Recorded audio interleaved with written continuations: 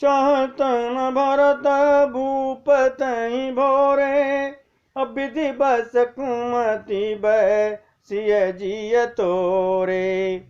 सो सब मोर पाप परिणाम, भयउ कुठार जहीं विधि बाम। भरत तो भूल कर भी राजपद नहीं चाहते, होनहार बस तेरे ही जी में कुमति आ बसी है। यह सब मेरे पापों का परिणाम है, जिससे बेमौके के विधाता विपरीत हो गए। सुबह सब बसाई फिर अवध सुहाए, सब गुण धामा राम प्रभुताई। करही भाई सेवक करिहि भाई स कल सेवकाई, हुई है तिहु पुर राम बड़ाई। तेरी उजड़ी हुई यह सुंदर अयोध्या फिर भली भांति बसेगी और समस्त गुणों के धाम श्री राम जी की प्रभुता भी होगी। सब भाई उनकी सेवा करेंगे और तीनों लोकों में श्री राम जी की बड़ाई होगी। तो तोरा कलंक मोर पछताऊं, मया न मिटाई न जाई काहूं। अब तो ही नीक लाग कर सोई, और लोचन ओट बैठ मुंह गोई। केवल तेरा कलंक और मेरा पछतावा मरने पर भी नहीं मिटेगा, या किसी तरह नहीं जाएगा। अब तुझे जो अच्छा लगे वो कर, मुंह छिपाकर मेरी आंखों के आड़ में बैठ जा, अर्थात मेरे सामने से हट जा, मुझे मुंह मत दिखा। जब लगी जियाऊं कहूं कर जोरी, तब लगी जन कछु कसी बहोरी। फिर पछितई हस अंत भागी, मारे से गाय नहारू लागी। मैं हाथ जोड़कर कहता हूं कि जब तक मैं जीता रहूं तब तक फिर तू कुछ न कहना, अर्थात मुझसे बात मत करना। और अरे अभागनी, फिर तू अंत में पछताएगी, जो तू एक रस्सी के लिए गाय को मार रही है, पश्चाताप करेगी। परउराव कह कोट विधे, काहे करसि निदान। और कपट सयानी कति कछु, जागति मनहु मसान। राजा करोड़ों प्रकार से बहुत तरह से समझाकर और यह कर कर कि तू क्यों सर्वनाश कर रही है, पृथ्वी पर गिर पड़े, पर कपट करने में चतुर कैकेयी कुछ बोलती नहीं, मानो मौन होकर मसान जगा रही हो, शमशान में बैठकर प्रेत मंत्र सिद्ध कर रही हो। राम राम रट बिकल भुआलू, जन बिन पंख बिहंग बेहालू। हृदय मनाव भोर जन होई, राम ही जाए कह जैनी कोई। राजा राम राम रट रहे हैं और ऐसे व्याकुल हैं जैसे कोई पंछी पंख के बिना बेहाल हो गया हो। वे अपने हृदय में मानते हैं कि सवेरा न हो और कोई जाकर श्री रामचंद्र जी से बात न कहे। अरे उदय करऊं जन रवि रघुकुल गुर, अवध बिलो की सूल हुई है उर। भूप प्रीत कह कई कठिनाई, उभय अवध विधि रचिय बनाई। हे रघुकुल के गुरु सूर्य भगवान, आप अपना उदय न करो। अयोध्या को बेहाल देखकर आपके हृदय में बड़ी पीड़ा होगी। राजा की प्रीति और कैकेयी की निष्ठुरता दोनों को ब्रह्मा ने सीमा तक रच कर बनाया है, अर्थात राजा प्रेम की सीमा है और कैकेयी निष्ठुरता की सीमा है। बिलपत निपहि भयउ बिन सारा बीरा, बेन संक धुनि द्वारा पढ़ई भाट गुण। गावई गायक सुनत नृपहि जनु, लागहि सायक। यही सब करते करते, विलाप करते करते राजा को सुबह हो गई। राजद्वार पर बीड़ा, बांसुरी और शंख की ध्वनि बजने लगी। भाट लोग बिरदावली पढ़ रहे हैं और गवैये गुणों का गान कर रहे हैं। और ये सब सुनने पर राजा को ऐसे लग रहा है जैसे बाण चुभ रहा हो। अरे मंगल सकल सुहाइन कैसे, सगामिनी विभूषण जैसे, तेनी सनीद परि नहीं काहूं, और राम दरस लाल साऊ छाहूं। राजा को यह सब मंगल साज जो बज रहा है, सुबह वेद पढ़े जा रहे हैं, ये सब कैसे नहीं सुहा रहा है। जैसे पति के साथ पत्नी जो है, सती होने वाली स्त्री को आभूषण नहीं सुहाते। श्री रामचंद्र जी के दर्शन की लालसा और उत्साह के कारण उस रात्रि किसी को भी नींद नहीं आई।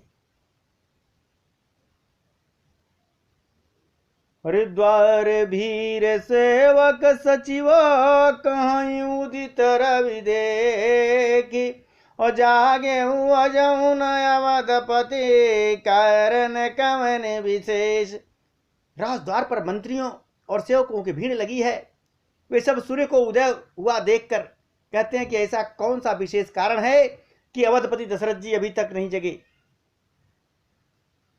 पछले अपर भूप नित जागा, जमहि बड़े अचरज लागा, जाहु सुमंत्र जगावहु जाए, के जिय काज रजायस पाए।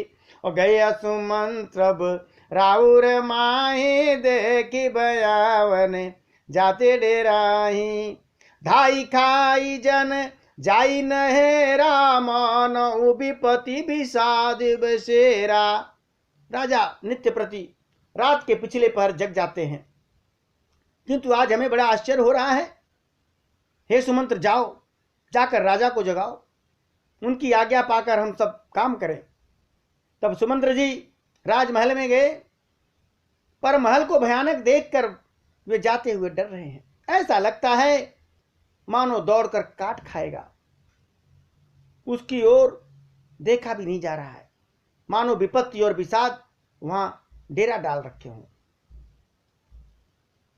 पूछे कौन उतर दे, गए जई भवन भूप कह के, कह जय जीव बैठ सिर नाई, देख भूप गति गया सुखाई। सोच बिकल बिब रनमयी पर हो, मानव कमल मूल परिहरऊ। सचिव सवेत सकई नहीं पूछी, बोलिए अशुभ बरिए सब छूछी। पूछने पर कोई जवाब नहीं दे रहा। महल वे सब महल में, उस महल में गए सुमंत्र, जहां राजा दशरथ और कैकेयी थे। जय जीव कहकर सिर नवाकर वंदना करके बैठे, और राजा की दशा देखकर तो वे सूख ही गए। सुमंत्र क्या देखा? राजा सोच में व्याकुल हैं, चेहरे का रंग उड़ गया है, जमीन पर ऐसे पड़े हैं मानो कमल जड़ से छोड़ करके, उखाड़ करके मुरझाया हुआ पड़ा हो। मंत्री मारे डर के कुछ पूछ नहीं सकते। तब अशुभ से भरी हुई और शुभ से विहीन कैकेयी बोलती है क्या कि परियन राजनी धनि सहे, तू जान जगदीश, और राम राम रट भोर किया, कहीं न मरम महिष। कहती है कि राजा को तो रात भर नींद नहीं आई, इसका कारण तो भगवान जगदीश्वर ही जाने। उन्होंने राम राम रटकर सवेरा कर दिया, परंतु इसका भेद राजा कुछ भी नहीं बतला रहे हैं कि क्यों नींद नहीं आई, क्यों, क्या हुआ, बता ही नहीं रहे। अनु राम ही बेगी बुलाई समाचार तब पूछे आए चले सुमंत्र राय रुख जानी लकिय कुचाल कीनी कचुरानी। कहती तुम जल्दी जाओ, राम को बुला लाओ, तब आकर समाचार पूछना। राजा का रुख जानकर सुमंत्र जी चले, समझ गए कि रानी ने कोई न कोई कुचाल राजा के साथ किया। सोच भी कल मग पर न पाऊ रामाई बोली काई काराऊ उर्धरी धीरज गय दुआरे पूछई सकल देख मन मारे। सुमंत्र जी सोच में व्याकुल है, रास्ते पर पैर नहीं पड़ रहा है, आगे पीछे पैर पड़ रहा है। सोचते हैं राम जी को बुलाकर राजा क्या कहेंगे। किसी तरह हृदय में धैर्य धारण करके वे दरवाजे पर बाहर गए। सब लोग उनकी उदास स्थिति को देखकर पूछने लगे, समाधान कर सो सबही का गयऊ जहां दिन कर कुल टीका और राम सुमंत्र ही आवत देखा आदर कीन पिता समलेखा। सब लोग खड़े थे, हाल पूछा क्या बात है। उनको सबको समाधान कर किसी तरह समझा बुझा करके सुमंत्र वहां गए जहां सूर्य कुल के तिलक श्री राम जी थे। श्री राम जी ने सुमंत्र को आते देखा तो पिता के समान समझकर उनको आदर किया, सम्मान दिया। निरखी बदन काबू पर जाई रघुकुल दीप चले अलवाई राम कुभाति सचिव संग जाई देख लोग जाता बिलखाई। श्री राम जी के मुख को देखकर और राजा की आज्ञा सुनकर वे रघुकुल के दीपक श्री राम जी को अपने साथ लिवाकर चल दिए। सुमंत्र श्री राम जी मंत्री के साथ बुरी तरह से बिना किसी लवाजमे के जा रहे हैं। यह देखकर लोग जहां तहां विषाद कर रहे हैं कि जाय दीक रघुवंश मने नरपद निपट कुसाज असहमी पर उलक सिंगनी मनो वृद्ध गजराज। रघुवंश मणि श्री राम जी ने जाकर देखा कि राजा अत्यंत ही बुरी हालत में पड़े हुए हैं, मानो सिंगनी को देखकर कोई बूढ़ा गजराज सहम कर गिर पड़ा हो। अरे सुख अधर जरई सब अंगु मनहु दीन मनहीन भुजंगु सरुस समीप दिख कय के ओ मानहु मीच गरी गन लेई। राजा के होठ सूख रहे हैं और सारा शरीर जल रहा है, मानो मणि के बिना सांप दुखी हो रहा है। पास ही के क्रोध से भरी कैकेयी को देखा, मानो साक्षात मृत्यु ही बैठी हुई है। राजा के जीवन की अंतिम घड़ियां गिनी जा रही हैं। करुणामय मृदु राम सुभाव प्रथम अधिक दुख सुनान काऊ तदपि धीर धरि समाओ विचारी पूछिए मधुर बचन मतारी। श्री राम जी का स्वभाव कोमल और करुणामय है। उन्होंने अपने जीवन में पहली बार यह दुख देखा है। इससे पहले कभी उन्होंने दुख सुना भी नहीं था, देखना तो दूर की बात। तो भी समय का विचार करके हृदय में धैर्य धारण करके उन्होंने मीठे वचन से माता कैकेयी से पूछा, मोहि क मात तात दुख कारण करिया जतन जई होय निवारण। अरे सुनो राम सब कारण एहू और राजही तुम पर बहुत सनेहू देन कहने मोहि दुय बरदाना मांगेव जो कछु मोहि सुहाना सो सुन भयो भूप उर सोचू छाड़ी न सकई तुम्हारे संकोचु। हे माता, मुझे पिताजी के दुख का कारण तो कहो ताकि उसका निवारण हो सके। कैकेयी ने कहा, हे राम सुनो, सारा दुख का कारण है कि राजा तुमको बहुत स्नेह करते हैं, बहुत स्नेह है तुम्हारे ऊपर। इन्होंने मुझे 2 वरदान देने को कहा था, मुझे जो अच्छा लगा वही मैंने मांगा। उसे सुनकर राजा के हृदय में सोच हो गया, क्योंकि ये तुम्हारा संकोच नहीं छोड़ सकते हैं।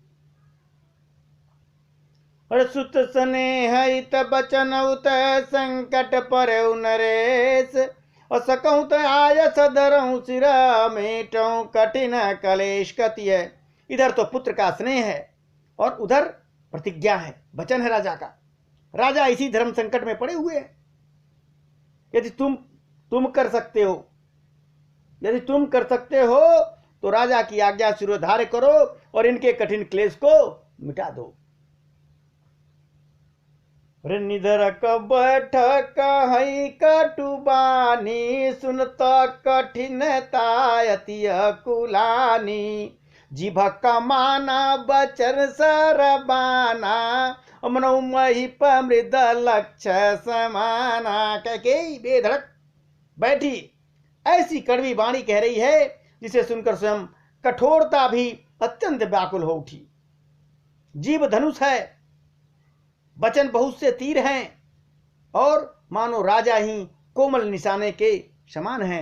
निशाना राजा पर ही लग रहा है। अरे जन कठोरपन धरे शरीरु, सिकई धनुष विद्या बर वीरु। सब प्रसंग रघुपति सुनाई, बैठ मनहु तन धर निठुराई। इस तरह सारे समाज सामान के साथ मानो स्वयं कठोरपन श्रेष्ठ वीर का शरीर धारण करके धनुष विद्या सिखा रहा है। श्री रघुनाथ जी को जब सब हाल सुनाकर वह ऐसे बैठी है मानो निष्ठुरता ही शरीर धारण किए हुए है। भगवान को सारी बात बता दी। प्रभु मुस्कुराते हैं, अरे मन मुस्काई भान कुल भानु, राम सहज आनंद निधानु। बोले बचन विगत सब दूषण, मृद मंजुल जन बाग विभूषण। सूर्य कुल के सूर्य स्वाभाविक ही आनंद निधान श्री राम जी मन में मुस्कुराकर सब दूषणों से रहित ऐसे कोमल और सुंदर वचन बोले जो मानो वाणी के भूषण हो। बड़े सुंदर कोमल वचन। क्या कहते हैं प्रभु? सुन जननी सोई सुत बड़ भागी, जो पितु मातु चरण अनुरागी। तनया माता पित तोषनारा, दुर्लभ जननी सकल संसारा। हे मां सुनो, वही पुत्र बड़भागी है जो पिता और माता के वचनों का अनुसरण करता है, पालन करता है। आज्ञा पालन के द्वारा माता पिता को संतुष्ट करने वाला पुत्र ही, हे जननी, सारे संसार में दुर्लभ है। मुनिगण मिलन विशेष बना, सबहि भात हित मोर। तिमा पितु आयस बहुरी, सम्मत जननी तोर। भगवान श्री राम जी कहते हैं, वन में विशेष रूप से मुनियों के साथ मिलाप होगा, जिससे मेरा सभी प्रकार से कल्याण होगा। उसमें भी फिर पिताजी की आज्ञा और हे जननी तुम्हारी सम्मति है, तो इससे बढ़िया क्या है। भरत प्राण प्रिय पावई राजू, विधि सब विधि मोहि सन मुख आजू।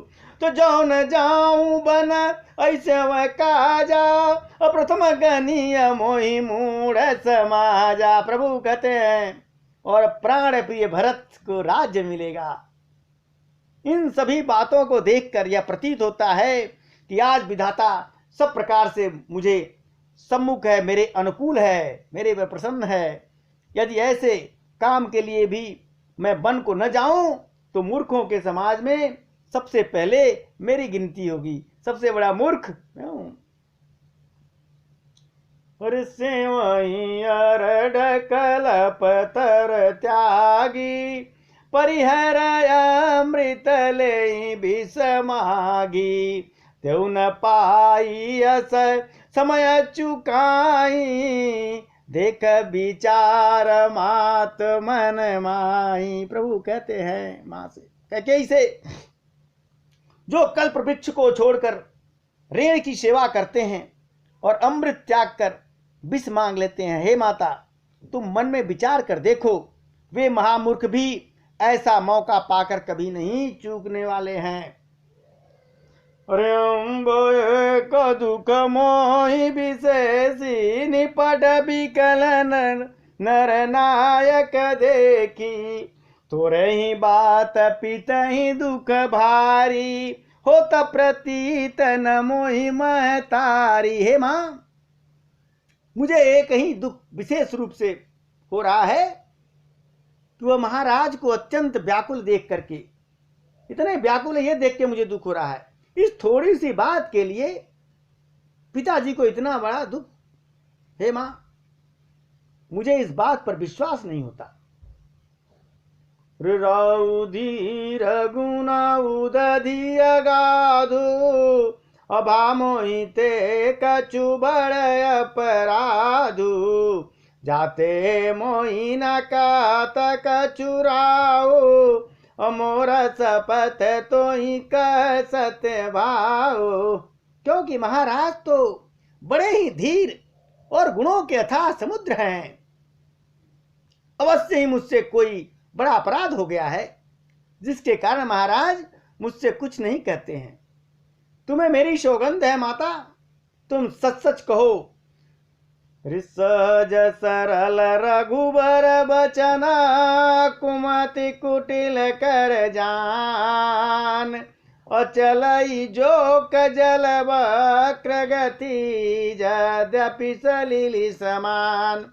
रघुकुल के श्रेष्ठ श्री राम जी के स्वभाव से ही सीधे वचनों को दुर्बुद्धि कैकेयी टेढ़ा ही करके जान रही है। जैसे यद्यपि जल समान ही होता, बराबर ही होता है, परंतु जोक उसमें टेढ़ी चाल से ही चलता है। कैकेयी की सोच इसी तरह है।